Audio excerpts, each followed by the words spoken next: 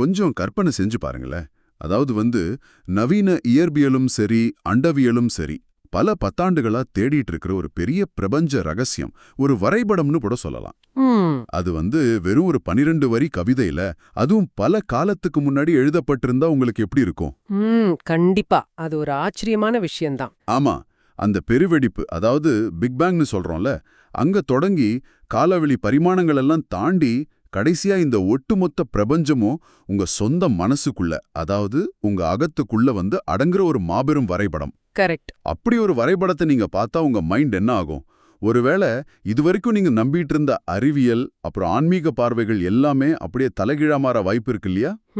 So இன்னைக்கு நம்மளோட எந்த ஆழமான தேடல்ல அப்படிப்பட்ட ஒரு தத்துவ சவாலை பத்தி தான் பேச போறோம். ஆமா, இன்னைக்கு நம்ம பேச போற மூலக்குறிப்பு ரொம்பவே விசேஷமானது. கண்டிப்பா. அருட்பெருஞ்சோதி அகவலில் ஒளிர்ந்த ரகசிய தத்துவ படிக்கட்டுகள்.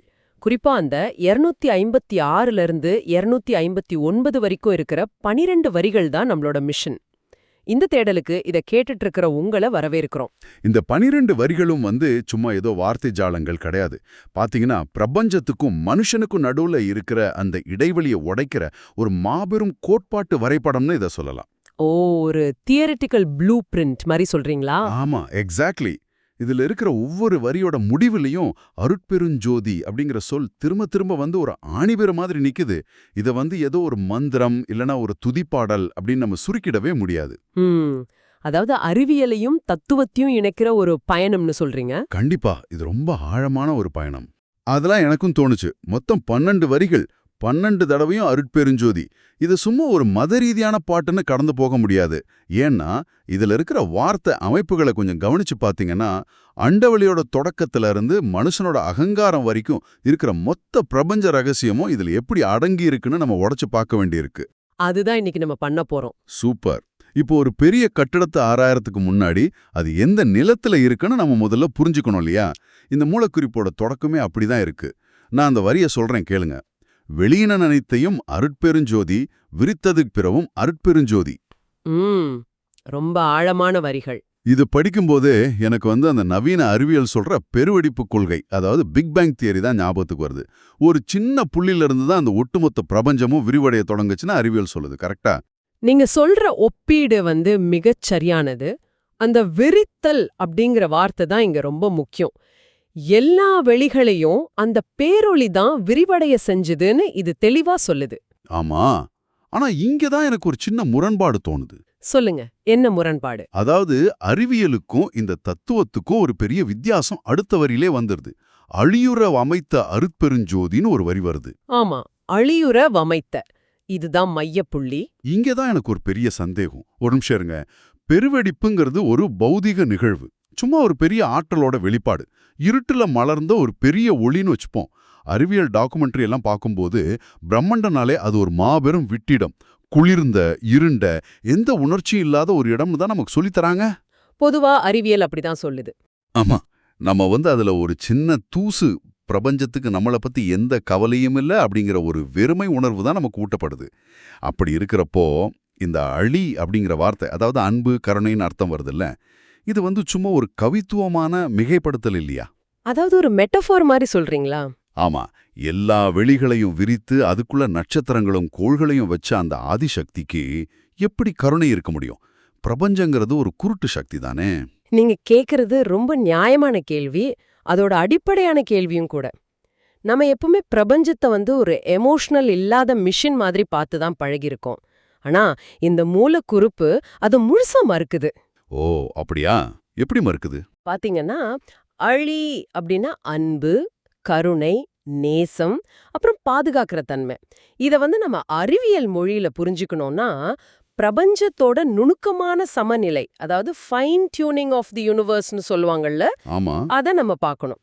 ஃபைன் டியூனிங்னா அந்த இயற்பியல் விதிகள்லாம் கரெக்டா அமைஞ்சிருக்குன்னு சொல்லுவாங்களே, அதானா? எக்ஸாக்ட்லி. அந்த இயற்பியல் விதிகளோட அளவீடுகள்ல ஒரு சின்ன மாற்றம், ஒரு மில்லிமீட்டர் மாற்றம் இருந்திருந்தா கூட இங்க நட்சத்திரங்கள் உருவாயிருக்காது, கோள்கள் தோன்றியிருக்காது, நாமும் இங்க உட்காண்டத பத்தி பேசிட்டு இருக்க மாட்டோம். வாவ்! அதாவது இந்த பிரபஞ்சம் உயிர் வாழறதுக்கு தகுதியானதா இருக்கிறதே ஒரு வகையான கருணைன்னு சொல்றீங்களா? சரியா புரிஞ்சுக்கிட்டீங்க. பிரபஞ்சம் ஏதோ ஒரு விபத்தா உருவானது கிடையாது. அது வெறும் இயற்பியல் விதிகளால யந்திரத்தனமா படைக்கப்பட்ட ஒன்னும் இல்ல. அந்த அருட்பெருஞ்சோதி இந்த அண்டவெளிய ரொம்ப நேசத்தோடும் அளப்பரிய கருணையோடும் ஒவ்வொரு நுணுக்கத்தையும் பார்த்து பார்த்து அமைச்சிருக்கு. பார்த்து பார்த்து அமைச்சிருக்கு. ஆமா, அததான் இந்த அழிரவ அமைத்த அப்படிங்கிற வார்த்தை ஆணித்தரமா சொல்லுது. இத கேட்டுட்டு இருக்கிற நீங்க ஒரு நிமிஷம் நினைச்சு பாருங்களேன். உங்கள சுத்தி இருக்கிற இந்த முடிவற்ற பிரபஞ்சம் உங்கள பயமுறுத்துறதுக்காகவோ இல்ல உங்கள ஒரு பொருட்டாவே மதிக்காத வெற்றிடமாவோ படைக்கப்படல. ரொம்ப ஆழமான சிந்தனை இது.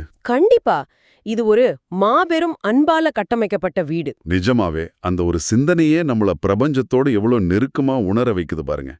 அது கொடுக்கிற உணர்வே ஒரு தனி ஃபீல் தான், ஒரு சேஃபான ஃபீல். சரி, இப்போ அண்டவெளி விரிவடைஞ்சிருச்சு, ஸ்பேஸ் உருவாயிடுச்சு, கருணையோட அது வடிவமைக்கப்பட்டும் ஆச்சு.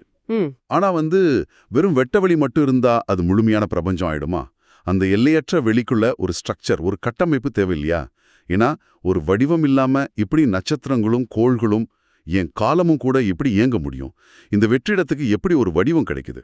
அந்த வடிவத்தை அடுத்தடுத்த வரிகள் ரொம்ப நுட்பமா கட்டமைக்குது. இப்போ ஒரு வீடு கட்டுறோம்னு வச்சுக்கோங்களேன். முதல்ல நிலத்தை ரெடி பண்றோம். ஆமா, பேஸ்மெண்ட் போடுவோம். கரெக்ட். அதுதான் அந்த வெளியினை விரித்தல். அதுக்கப்புறம் சுவர்களை எழுத்தி அறைகளை பிரிச்சு ஒரு வடிவத்தை கொண்டு வரோம் இல்லையா? அததான் இந்த வரிகள் செய்யுது. ஆனா அந்த வடிவத்தை விவரிக்கிற வார்த்தைகள் தான் என்னை ரொம்பவே குழப்புது. எந்த வார்த்தைகள்? நான் அதை வாசிக்கிறேன் கேளுங்க. புறநடுவோடு அருட்பெருஞ்சோதி, புணர்ப்பித்தொரு முதல் அருட்பெருஞ்சோதி. அதுக்கு அடுத்தபடியா பாத்தீங்கன்னா புறந்தலை நடுவோடு அருட்பெருஞ்சோதி, புணர்ப்பித்தொரு கடை அருட்பெருஞ்சோதி. இந்த புறம் நடு கடை. ஆமா, இந்த புறம்னா வெளிப்பகுதி, நடுனா மையம், கடைனா முடிவு, தலைனா நுனி, முதல்னா தொடக்கம். இந்த வார்த்தைகள் தொடர்ந்து முரண்பட்டுக்கிட்டே இருக்க. இதை நம்ம எப்படி புரிஞ்சுக்கிறது? இது ஒரு பொருளோட நீள அகல உயரத்தை குறிக்குதா, இல்ல காலத்தோட, அதாவது டைமோட தொடக்கம் முடிவை குறிக்குதா? முனைகளும் மையமும் எப்படி ஒன்னா இருக்க முடியும்? நல்ல கேள்வி. இது இட பரிமாணத்தையும், அதாவது ஸ்பேஷியல் டைமென்ஷன்ஸையும் குறிக்குது, கால பரிமாணத்தையும் குறிக்குது. ஆனா இங்க நம்ம கவனிக்க வேண்டிய ஒரு முக்கியமான மேஜிக் வேர்டு என்னன்னா புணர்ப்பித்து. புணர்ப்பித்து அப்படின்னா? புணர்ப்பித்தல்னா பிணைத்தல், இணைத்தல், இல்லனா ஒருங்கிணைத்தல்னு அர்த்தம். இருங்க, இது எனக்கு இன்னமும் பிடிபடல. புறம்னா வெளிப்பகுதி, நடுவுனா மையம், கடைனா முடிவு. இது மூணு எப்படி ஒன்னா இருக்க முடியும்? இப்போ ஒரு பெரிய பந்து இருக்குன்னு வச்சுப்போம். சரி, அதோட வெளிப்பரப்பும் அதோட மையப்பகுதியும் கம்ப்ளீட்டா வேற வேற தானே? அது எப்படி முரண்பட்ட பரிமாணங்களை புணர்ப்பிக்க முடியும்? எப்படி பார்த்தாலும் இது லாஜிக்கு இடிக்குதே. நம்மளோட அன்றாட லாஜிக்கு இது முரணா தெரியலாம் தான். ஆனா இத கொஞ்சம் குவாண்டம் பிசிக்ஸ் இல்லனா ஐன்ஸ்டைனோட ஸ்பேஸ் டைம் தத்துவத்தோட கம்பேர் பண்ணி பாருங்க. ஓ, ஸ்பேஸ் டைம் கான்செப்டா? ஆமா, நம்ம காலத்தை எப்படி பார்க்கறோம்? இத கேட்டுட்டு இருக்கிற நீங்க உங்க வாழ்க்கைய எப்படி பார்க்கறீங்க? நேத்து, இன்னைக்கு, நாளைக்குன்னு ஒரு நேர்கோட்ல பயணிக்கிறதா நம்புறீங்க இல்லையா? ஆமா, நேற்று முடிஞ்சிருச்சு, நாளைக்கு வரப்போகுது, அப்படிதானே நினைப்போம். கரெக்ட். உங்களோட இளமை காலம்ங்கிறது தொடக்கம், இப்போ நீங்க இத கேட்டுட்டு இருக்கிறது நடுப்பகுதி, முதுமைங்கிறது கடைப்பகுதி அப்படின்னு பிரிச்சு பாக்குறீங்க. அதே போல ஒரு பொருளோட தொடக்கம், நடு, முடிவுங்கிறது தனித்தனியானதுன்னு நம்ம நினைக்கிறோம். ஆனா அந்த அருட்பெருஞ்சோதியோட பார்வையில, அதாவது இந்த பிரபஞ்சத்தோட முழுமையான பார்வையில, இது எதுவுமே தனித்தனி கிடையாது. அப்போ நான் பார்க்குற இந்த நேர்கோடு வெறும் மாயன்னு சொல்றீங்களா? காலங்கிறது ஒரு ஆறு மாதிரி ஓடிக்கிட்டே இருக்குங்கிறது நம்மளோட பிரமைதானா? இது முழுசான மாயன்னு சொல்லிட முடியாது. ஆனா அது ஒரு சுருக்கப்பட்ட பார்வை, ஒரு லிமிட்டெட் வியூன்னு சொல்லலாம். ஓ, லிமிட்டெட் வியூ. ஆமா, இந்த பேரொளி புறம், நடு, கடைன்னு எல்லாத்தையும் புணர்ப்பித்து, அதாவது இணைச்சு ஒரே ஒரு தொடக்க புள்ளியாவும் அதே பரிமாணங்களை இணைச்சு ஒரே ஒரு முடிவு புள்ளியாவும் நிக்குது. இது கொஞ்சம் காம்ப்ளெக்ஸா இருக்கே. நான் ஒரு சின்ன உதாரணம் சொல்றேன். இப்போ ஒரு பழைய படத்தோட ஃபில்ம் ரோல் இருக்குன்னு வச்சுக்கோங்க. அதை அப்படியே விரிச்சு தரையில வச்சா எப்படி இருக்கும்? மொத்த படமும் அந்த சுருள்ல தெரியும். எக்ஸாக்ட்லி. முதல் காட்சி, இன்டர்வல், கிளைமேக்ஸ்னு எல்லாமே ஒரே நேரத்துல அந்த சுருள்ல இருக்கும் இல்லையா? பிரபஞ்சத்தோட பார்வையில காலமும் வெளியும் அப்படிதான் விரிஞ்சு கிடக்கு. வாவ்! அது ரெண்டும் ஒரே நாணயத்தோட ரெண்டு பக்கங்கள் மாதிரி. எல்லாமே அந்த ஒரே ஒளியோட வெவ்வேறு வெளிப்பாடுகள் தான். இதை நினைக்கும் போதே தலை சுத்துதுங்க. அதாவது இப்போ இதை கேட்டுட்டு இருக்கிற ஒருத்தருக்கு அவரோட கடந்த காலம், நிகழ்காலம், எதிர்காலம்னு எல்லாமே அந்த பேரொளியோட ஒரே ஒரு புள்ளியில ஒருங்கிணைக்கப்பட்டிருக்கு. ஒரு மாபெரும் நெட்வொர்க் மாதிரி இந்த பிரபஞ்சம் முழுக்க ஒன்னோட ஒன்னு பிணைக்கப்பட்டிருக்கு. ஆமா, ஒரு மிகப்பெரிய வெப் மாதிரி. அப்போ பிரபஞ்சத்தோட ஒரு மூலையில நடக்கிற விஷயம் மையத்தையும் பாதிக்கும், மையம் எல்லையையும் பாதிக்கும். எல்லாமே புனர்ப்பிக்கப்பட்டு விட்டதுன்னு சொல்றீங்க. மிக சரியா புரிஞ்சுக்கிட்டீங்க. அந்த புனர்ப்பித்தல்ங்கிற ஒரு வார்த்தைக்குள்ள எவ்ளோ பெரிய பௌதீக தத்துவ உண்மைகள் ஒளிஞ்சிருக்கு பாருங்க. சூப்பர். சரி, இப்போ ஒரு முடிவற்ற வெளி உருவாயிடுச்சு. அதோட முரண்பட்ட பரிமாணங்கள், ஸ்பேஸ் டைம் எல்லாமே ஒரு புள்ளியில கனெக்ட் ஆகி ஒரு பெரிய ஸ்ட்ரக்சர் உருவாயிடுச்சு. ஆனா எதுக்காக இந்த மாபெரும் இயந்திரம் இயங்கணும்? இதுக்கான அடிப்படை விதி என்ன? இதை நோக்கித்தான் அடுத்தடுத்த வரிகள் நகருதுன்னு நினைக்கிறேன். அறமுற வகுத்த அருட்பெருஞ்சோதி, அப்புறம் அறம் பெற வகுத்த அருட்பெருஞ்சோதி. இதுல பாத்தீங்கன்னா திரும்ப திரும்ப வர்ற வார்த்தை அறம். ஆமா, அறம், தர்மான்னு சொல்லுவோம்ல, அதுதான் பிரபஞ்சத்தோட கட்டமைப்பு. எதுக்காக அறம் அப்படிங்கிற ஒரு விஷயத்தை சுத்தி பின்னப்பட்டிருக்கணும்னு நீங்க நினைக்கிறீங்க? உண்மையை சொல்லணும்னா எனக்கு இங்க ஒரு சின்ன முரண்பாடு தோணுது. அறம் அப்படிங்கிறது மனுஷங்க தங்களுக்கு தாங்களே உருவாக்கிக்கிட்ட ஒரு சமூக விதிதானே. சாதாரணமா அப்படிதான் நினைப்போம். ஆமா, நம்ம ஒருத்தர் அடிச்சுக்காம இருக்க, ஒழுக்கமா வாழ மனுஷங்க உருவாக்கிக்கிட்ட ஒரு கண்ட்ரோல் தானே அறம். நல்லது கெட்டதுன்னு எல்லாம் இந்த பிரபஞ்சத்துக்கு தெரியுமா என்ன? ஒரு நட்சத்திரம் வெடிச்சு செதறதுக்கோ, இல்ல ஒரு பெரிய பிளாக் ஹோல் தான் வழியில வர்ற எல்லாத்தையும் இழுத்து முழுங்குறதுக்கோ அறம்னு ஏதாவது இருக்கா என்ன? இதெல்லாம் சும்மா ஒரு ஆன்மீக நம்பிக்கையை திணிக்கிற மாதிரி இல்லையா? இது எப்படி ஒரு பிரபஞ்ச விதியாகும்? நீங்க கேக்குறது ரொம்ப துணிச்சலான கேள்வி. நீங்க சொல்ற மாதிரி அறம் அப்படிங்கறத வெறும் மனுஷங்க உருவாக்குன சமூக நீதிங்கிற குறுகிய வட்டத்துல நம்ம பார்க்க கூடாது. இங்க அறம்ங்கிறது பிரபஞ்சத்தோட சமநிலை, காஸ்மிக் ஈக்குலிபிரியம்னு சொல்வாங்க. Cosmic equilibrium? ஆமா, இது ஏதோ ஒரு மத நம்பிக்கையை திணிக்கிறது கிடையாது. இது பிரபஞ்சத்தோட அடிப்படை இயங்கு விதி. இதை எப்படி புரிஞ்சுக்கலாம்னா, நீங்க முன்னாடியே ஒரு சாஃப்ட்வேர் பத்தி ஒரு ஒப்பீடு சொன்னீங்கல்ல, அதே இங்க எடுத்துக்குவோம். ஓ, அதாவது இதுவரைக்கும் நம்ம பார்த்த வெளி பரிமாணங்கள் எல்லாம் கம்ப்யூட்டரோட ஹார்ட்வேர் மாதிரியும், இந்த அறம்ங்கிறது அதை ஆப்ரேட் பண்ற ஆப்ரேட்டிங் சிஸ்டம் மாதிரியும் சொல்றீங்களா? 100க்கு 100% கரெக்ட். ஹார்ட்வேருங்கிற அந்த இயந்திர பாகங்களை எவ்வளவுதான் நேர்த்தியா இணைச்சாலும் சரி, முரண்பட்ட பரிமாணங்களை ஒன்னாக்குனாலும் சரி, அது இயங்குறதுக்கு ஒரு சாஃப்ட்வேர், ஒரு புரோகிராமிங் தேவைப்படுதுல்ல? கண்டிப்பா. ஓஎஸ் இல்லாம சிஸ்டம் ஆன் ஆகாது. அதேதான். ஒரு மென்பொருளை வெறும் ஃபங்க்ஷன் ஆகிறதுக்காக மட்டும் எழுதாம, அது ஒரு குறிப்பிட்ட நன்மையை செய்யணும், ஒரு சமநிலையை மெயின்டைன் பண்ணணுங்கிறதுக்காகவே பிரத்யேகமா வகுக்கப்படும் இல்லையா? அப்படி இந்த பிரபஞ்சம் இயங்குறதுக்காக எழுதப்பட்ட அந்த மூல குறியீடு, அதாவது சோர்ஸ் கோடு தான் இந்த அறம். வாவ், இது நல்லா இருக்கே. ஈர்ப்பு விசைங்கிறது எப்படி ஒரு மாறாத இயற்பியல் விதியோ, அதே போல இந்த பிரபஞ்சத்தோட ஆன்மீக விதி தான் இந்த அறம். இதை நான் இப்படி புரிஞ்சுக்கிறேன். அறமுறை வகுத்த அப்படின்னா இந்த மாபெரும் அமைப்பு அறத்தோட அடிப்படையில ஒரு தார்மீக ஒழுங்கோட செயல்படணும்னு அர்த்தம். அப்புறம் அறம்பெற வகுத்த அப்படின்னா இதுல வாழ்ற உயிர்கள் எல்லாமே அந்த அறத்தோட பயன் அடையணும்னு ஸ்பெஷலா எழுதப்பட்ட ஒரு கோடு, அப்படிதானே? சரியா சொன்னீங்க. இப்ப நீங்க ஒரு தப்பான கோடு எழுதுனா சாஃப்ட்வேர் எப்படி கிராஷ் ஆகுமோ, அதே போல அறத்தை மீறும்போது பிரபஞ்சத்தோட சமநிலை சீர்குலையுது. அதை சரி செய்யவே பிரபஞ்சம் முனையுதுன்னு சொல்லலாமா? அதனால்தான் சொல்றேன், இந்த பிரபஞ்சம் எது நடந்தாலும் கவலைப்படாத ஒரு எம்டி ஸ்பேஸ் கிடையாது. இது ஒரு தார்மீக ஒழுங்கு, அதாவது மாரல் ஆர்டர் நோக்கி சாயிற ஒரு கட்டமைப்பு. நீதியும் நேர்மையும் கருணையும் தழைக்கணுங்கிறதுக்காகவே அமைக்கப்பட்ட ஒரு பெரிய மேடை இது. இது அறிவியலையும் ஆன்மீகத்தையும் இணைக்கிற ஒரு பெரிய பாலமா எனக்கு படுது. ஆமா, அறிவியல் எப்படி இயங்குதுன்னு தேடுது. ஆனா இந்த வரிகள் அது ஏன் இயங்குதுங்கிறதுக்கான அந்த அறம் அப்படிங்கிற காரணத்தை நமக்கு தருது. ஐயோப்பனரா இருக்கு. ஏன்னா இதுவரைக்கும் நம்ம அண்டவெளியோட பிரம்மாண்டத்தை பத்தி மட்டுமே பேசிட்டு இருந்தோம். பெருவெடிப்பு, கருணை, ஸ்பேஸ் டைம் டைமென்ஷன்ஸ், அதை இயங்குற அறம்ங்கிற அந்த மாபெரும் ஆபரேட்டிங் சிஸ்டம். ஆனா இந்த மூலக்குறிப்போட கடைசி பகுதி ஒரு பெரிய பாய்ச்சலை நிகழ்த்துது. அது நம்மளை அப்படியே புரட்டி போடுதுன்னு தான் சொல்லணும். நீங்க இதுவரைக்கும் கேட்டதெல்லாம் உங்களுக்கு பெரிய வியப்பை கொடுத்திருந்தா, இனி வரப்போற வரிகள் உங்களுக்கு ஒரு ஆஹா தருணத்தை கொடுக்க போகுது. கண்டிப்பா. அந்த வரிகளை சொல்லுங்க. அகப்புற நடுக்கடை அருட்பெருஞ்சோதி, அணைவார்ப்புற முதல் அருட்பெருஞ்சோதி, அகப்பட வகுத்த அருட்பெருஞ்சோதி. இவ்வளோ நேரம் நம்ம அண்டவெளியை பத்தி பேசிட்டு இருந்தோம். ஆனா இப்போ திடீர்னு அகம், அதாவது மைண்ட் அப்படிங்கிற வார்த்தைக்கு வந்துட்டோம். இந்த ஷிஃப்ட் எவ்ளோ பிரம்மாண்டமானதுன்னு நீங்க ஃபீல் பண்றீங்களா? புறவழில, அதாவது மேக்ரோ லெவல்ல தொடங்குன பயணம் இப்ப மனுஷனோட அகவழிக்குள்ள மைக்ரோ லெவலுக்கு சுருங்கிடுச்சு. எனக்கு இது எப்படி தோணுதுன்னா, இப்போ நீங்க ஒரு பெரிய டெலஸ்கோப் வழியா பல லட்சம் லைட் இயர்ஸ் தள்ளி இருக்கிற நட்சத்திர கூட்டங்கள பார்த்துக்கிட்டே இருக்கீங்க. அந்த எல்லையற்ற பிரம்மாண்டத்துல நீங்க உங்களையே தொலைச்சிடுறீங்க. ம். சரி. திடீர்னு யாரோ அந்த டெலஸ்கோப்போட லென்ஸை ஒரு மைக்ரோஸ்கோப்பா மாத்திடுறாங்க. இப்போ நீங்க அந்த எல்லையற்ற பிரபஞ்சத்தை பார்க்கல. அதுக்கு பதிலா நீங்களே உங்களுக்குள்ள இருக்கிற மிகச்சிறிய மனசை பார்க்கறீங்க. ஆனா ஆச்சரியம் என்னன்னா, அந்த டெலஸ்கோப்ல தெரிஞ்ச அதே பிரபஞ்சம் இப்போ இந்த மைக்ரோஸ்கோப்குள்ளேயும் அப்படியே தெரியுது. இந்த முரண்பாட்டை, இந்த திடீர் மாற்றத்தை நான் எப்படி புரிஞ்சுக்கிறது? உங்களோட இந்த டெலிஸ்கோப், மைக்ரோஸ்கோப் கம்பேரிசன் இருக்கு பாருங்க, அது இந்த தத்துவத்தோட மையக்கருத்தை ரொம்ப துல்லியமா விளக்குது. இத புரிஞ்சுக்க அகப்புறம்ங்கிற வார்த்தையை கவனிங்க. உள்ளும் புறமும். ஓ, அகம் புறம், உள்ள வெளியே. ஆமா, நம்ம பொதுமா என்ன நினைக்கிறோம்? நம்ம இங்கே இருக்கோம், பிரபஞ்சம் நமக்கு வெளியே எங்கேயோ பரவி கிடக்குன்னு நினைக்கிறோம். ஆனா பிரபஞ்சத்தோட மையமும் அதோட எல்லைகளும் நமக்கு வெளியே எங்கேயோ இல்ல. அனைவார் புறமுதல் அருட்பெருஞ்சோதி.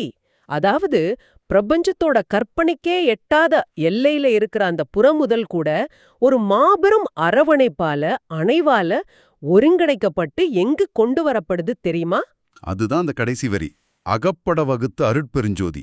அதாவது அந்த ஒட்டுமொத்த பிரபஞ்சமும் அதோட விதிகளும் நம்மளோட அகத்துக்குள்ள, மனசுக்குள்ள அடங்குற மாதிரி வகுக்கப்பட்டிருக்கு. எக்ஸாக்ட்லி. இது சாதாரண விஷயம் இல்லைங்க. இவ்ளோ பெரிய அண்டவெளி எனக்குள்ள எப்படி அடங்கும்? இதை ஏத்துக்கவே ரொம்ப கஷ்டமா இருக்கே. என் மூளைக்குள்ள இருக்கிற சின்ன நியூரான்களுக்குள்ள எப்படி இத்தனை பெரிய கேலக்சிகள் இருக்க முடியும்? இத நம்ம பௌதீக ரீதியா, பிசிக்கலா புரிஞ்சுக்க கூடாது. தத்துவ ரீதியாகவும் உணர்வு ரீதியாகவும் புரிஞ்சுக்கணும். இததான் நம்ம ஊர்ல அண்டத்தில் உள்ளது பிண்டத்தில்னு பல சித்தர்களும் தத்துவவாதிகளும் பல நூற்றாண்டுகளா சொல்லிட்டு வராங்க. ஆமா, அந்த பழமொழி நான் கேள்விப்பட்டிருக்கேன். ஆனா இந்த வரிகள் அதை இன்னும் ஒரு படி மேல கொண்டு போகுது. எந்த பேரொளி வெளியே விரிச்சுதோ, எந்த பேரொளி அந்த முரண்பட்ட பரிமாணங்களை இணைச்சுதோ, எந்த பேரொளி அறுத்த வகுத்துதோ, அதே பேரொளிதான் அந்த ஒட்டுமொத்த பிரபஞ்சத்தோட கட்டமைப்பையும் ஒரு மனுஷனோட அகத்துக்குள்ள அடங்குற மாதிரி செஞ்சிருக்கு. Mind blowing. அதாவது உங்களை இயங்குற விதியும் நட்சத்திரங்களை இயங்குற விதியும் ஒண்ணுதான். உங்களோட அகத்தோட கட்டமைப்பும் அண்டத்தோட கட்டமைப்பும் ஒண்ணுதான். நீங்க உங்க அகத்தை ஆழமா ஆராயும் போது நீங்க பிரபஞ்சத்தையே ஆராயிறீங்கன்னு அர்த்தம். ஏன்னா வெளியே விரிச்சதும் அவர்தான், அதை ஒரு சின்ன அகத்துக்குள்ள சுருக்கி வச்சதும் அவர்தான். நிஜமாவே இது ஒரு கூஸ்பம்ஸ் மொமெண்ட் தான். நம்ம ஏதோ இந்த பிரபஞ்சத்துல தூக்கி எறியப்பட்ட ஒரு சின்ன தூசுன்னு நினைச்சிட்டு இருக்கோம்னா, ஆனா ஒட்டுமொத்த பிரபஞ்சத்தோட வரைபடமும் நமக்குள்ள, நம்ம அகத்துக்குள்ள மடிச்சு வைக்கப்பட்டிருக்கு. ஒரு சின்ன விதைக்குள்ள ஒரு பெரிய ஆலமரம் எப்படி ஒடுங்கி இருக்கோ, அது போல நம்ம ஒவ்வொருத்தருக்குள்ளேயும் இந்த முடிவற்ற பிரபஞ்சம் ஒடுங்கி இருக்கு. ரொம்ப அழகான உதாரணம். இந்த விவாதத்தோட ஸ்டார்டிங்ல நான் சொன்ன மாதிரி, இது ஒரு கம்ப்ளீட் சைக்கிள், ஒரு முழுமையான சுழற்சி. இந்த 12 வரிகள்லயும் நம்ம கவனிக்க வேண்டிய இன்னொரு நுட்பமும் இருக்கு. என்னது? ஒவ்வொரு வரியும் அருட்பெருஞ்சோதி அப்படிங்கிற சொல்லால தான் முடியுது. இது எதை குறிக்குதுன்னா, வெளி விரிவடைஞ்சாலும், பரிமாணங்கள் மாறினாலும், அறம் வகுக்கப்பட்டாலும், அகம் விரிஞ்சாலும், எல்லாத்துலயும் மாறாம அனைத்தையும் தாங்கி பிடிக்கிற அச்சாணியா இருக்கிறது அந்த அருட்பெருஞ்சோதிங்கிற ஒரு மாபெரும் பேரொளி மட்டுமே. அதுவே அடிப்படை, அதுவே முடிவு. கண்டிப்பா. இன்னைக்கு ஒரு மாபெரும் பயணத்தை ரொம்ப குறுகிய நேரத்துல நம்ம மேற்கொண்டிருக்கோம். முதல்ல ஒரு முடிவற்ற வெளியே விரிச்சு அதுல அளப்பரிய கருணைய நிரப்புன ஒரு சக்தி. அதுக்கப்புறம் தொடக்கம், நடு, முடிவுன்னு நம்ம தனித்தனியா பார்க்கிற பரிமாணங்களை ஒன்னோட ஒன்னு பிணைச்சு ஒரு பெரிய வலைப்பின்னலை உருவாக்குச்சு. அப்புறம் அந்த பிரம்மாண்டமான இயந்திரம் சீராகவும் நன்மையோட இயங்கிறதுக்காக அறம்ங்கிற விதியா அதோட ஓயஸா நிறுவுச்சு. கடைசியா இது எல்லாத்தையும் சுருக்கி இதை கேட்டுட்டு இருக்கிற உங்களோட அகத்துக்குள்ள கொண்டு வந்து அடக்கிடுச்சு. வெறும் 12 வரிகளுக்குள்ள எப்பேற்பட்ட ஒரு தத்துவ பாய்ச்சல் இது! அறிவியலும் ஆன்மீகமும் வேற வேற நினைக்கிறவங்களுக்கு இந்த வரிகள் ஒரு மிகப்பெரிய திறப்பா அமையும். நம்ம வெளியே தேடுற எல்லாமே நமக்குள்ளேயே அந்த அருட்பெருஞ்சோதியால முன்னாடியே வகுக்கப்பட்டுடுச்சுங்கிறத உணர்றது தான் உண்மையான தேடலோட தொடக்கம். சூப்பரா சொன்னீங்க. அறிவியலும் ஆன்மீகமும் சந்திக்கிற ஒரு அபூர்வமான புள்ளியில இன்னைக்கு நம்ம நின்னுட்டு இருக்கோம். இதை கேட்டுட்டு இருக்கிற உங்களுக்கு இந்த ஆழமான தேடல் பிரபஞ்சத்தை பத்தியும் உங்களை பத்தியும் ஒரு புது பிரம்மாண்டமான பார்வையை கொடுத்துருக்கோன்னு நாங்க நம்புறோம். இந்த ஒவ்வொரு வரியையும் கடந்து வரும்போது பிரபஞ்சத்தோட வரைபடம் மெல்ல மெல்ல உங்க முகத்தையே உங்களுக்கு கண்ணாடியா காட்டுறதை நீங்க ஃபீல் பண்ணிருப்பீங்க. கண்டிப்பா ஃபீல் பண்ணிருப்பாங்க. சோ நாங்க விடைபெறறதுக்கு முன்னாடி உங்களை நோக்கி ஒரு ஆழமான கேள்வியா நான் முன்வைக்க விரும்புறேன். அண்டவெளியை நிர்வகிக்கிற அதே அறம், அப்புறம் அதே பேரொளி தான் உங்க அகத்துக்குள்ளேயும் உங்க மனசுக்குள்ளேயும் இயங்குதுன்னா, ஒரு பெரிய டெலஸ்கோப்பை வச்சு நட்சத்திரங்களை ஆராயறதும், உங்க கண்ணை மூடி உங்களை நீங்களே ஆழமா அறிஞ்சுக்கிறதும் ஒண்ணுதானா? பிரபஞ்சத்தோட ரகசியம் உங்களுக்கு வெளியே பல கோடி லைட் இயர்ஸ் தள்ளி இல்ல, அது உங்க அகத்துக்குள்ள அகப்பட வகுக்கப்பட்டு நீங்க அதை திறக்கிறதுக்காக காத்துட்டு இருக்கு. உங்களுக்கே உரித்தான அந்த அகப்படிக்கட்டுகள்ல ஏறி பாருங்க. அது எங்க உங்களை கொண்டு போகுதுங்கிறத நீங்களே கண்டுபிடிங்க. மீண்டும் ஒரு சிறப்பான தேடல்ல சந்திப்போம்.